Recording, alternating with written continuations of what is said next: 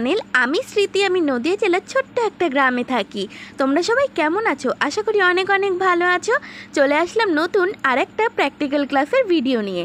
তোমাদের সাথে আগের ভিডিওতে শেয়ার করেছিলাম আমার ফুড প্রোডাকশন আর F&B প্র্যাকটিক্যাল ক্লাস।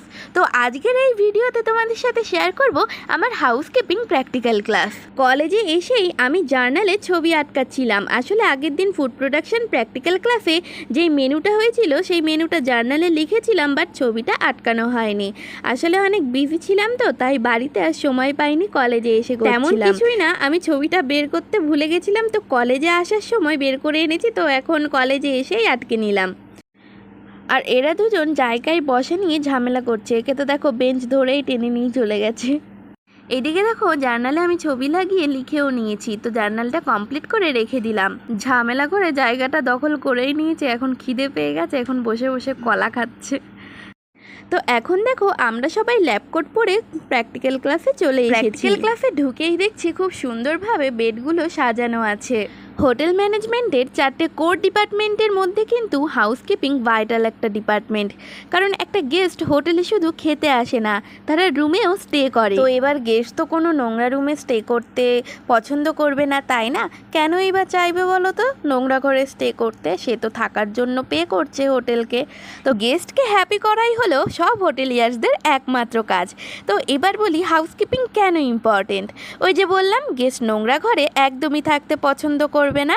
তো হাউসকিপিং স্টাফই কিন্তু একটা রুম সুন্দরভাবে গুছিয়ে রাখে, যার মধ্যে একটা হাউসকিপিং স্টাফের কাজ থাকে dusting, mopping, bed making, flower arrangement, bathroom toilet cleaning, এর সাথে আরও অনেক কাজ, যেগুলো ছাড়া কিন্তু একটা হোটেল চালানো অসম্ভব হয়ে দাঁড়ায়।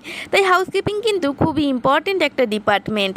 যদি কিছু ভুল বলে থাকি তোমরা কিন্তু অবশ্যই সঠিকটা জানিও কমেন্ট বক্সে, কারণ আমি এখনও শিখছি, ভুল হতেই পারে। নানান ধরনের টাওয়াল আর্টও বেডের ওপরে কিন্তু বানিয়ে রাখা হয়, বলতে পারো সৌন্দর্যের জন্য বা গেস্টকে একটু স্পেশাল ফিল করানোর জন্য। যেমনটা ধরো কোনো একটা কাপল যারা তাদের অ্যানিভার্সারি বা কোনো স্পেশাল মোমেন্ট কাটাতে হোটেলে এসেছে, তাদের জন্য টাওয়াল দিয়ে লাভ বানিয়ে বেডের ওপরে কয়েকটা রোজ পেটাল ছড়িয়ে দিয়ে তাদের একটু স্পেশাল ফিল করানো যেতে পারে। আবার অনেক সময় লাভ বেলুন, নানা রকমের লাইটিং দিয়েও সাজানো হয় রুমগুলোকে। তো সবই কিন্তু হাউসকিপিং স্টাফ। আজকে আমাদের ক্লাসে টাওয়াল আর্টই শেখাচ্ছিলেন স্যার, কিভাবে টাওয়াল দিয়ে বিভিন্ন ধরনের সুন্দর সুন্দর জিনিস বানানো যায়। কথা বলতে বলতে এখানে কিন্তু আমি অনেকগুলো টাওয়াল আর্টই দেখিয়েছি তোমাদের। এলিফেন্ট ছিল, টেডি ছিল, লাভ ছিল, ডাইনোসর ছিল। তো তোমাদের কোনটা সবথেকে বেশি ভালো লেগেছে অবশ্যই কিন্তু কমেন্ট করে জানিও।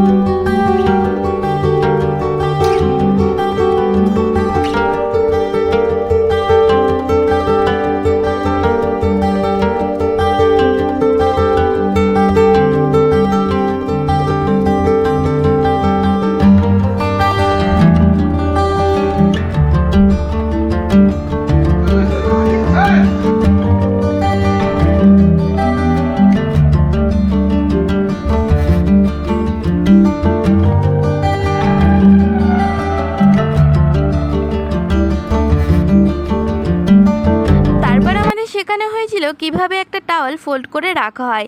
মানে ধরো একটা টাওয়াল বাথরুমে কিভাবে ফোল্ড করে হ্যাং করা হয়, বা হ্যাং করা না হলে টাওয়ালটা কিভাবে রোল করে রাখা হয়। দেখো সবকটা ফোন দিয়ে বেশ সুন্দর করে একটু সাজানো হচ্ছিল যে দেখতে সুন্দর লাগবে, তার জন্য রুমের সবকটা লাইট অফ করে দেওয়া হয়েছিল আর সবার ফোনটা নিয়ে দেখো এমন করে সাজানো হচ্ছিল।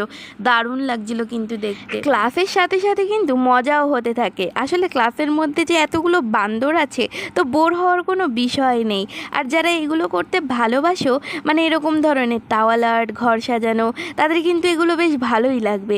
তো ফ্রেন্ডস, আজকের ভিডিওটা এখানেই শেষ করছি। দেখা হবে নতুন আরেকটা ভিডিও নিয়ে। তো আজকের মতন টাটা।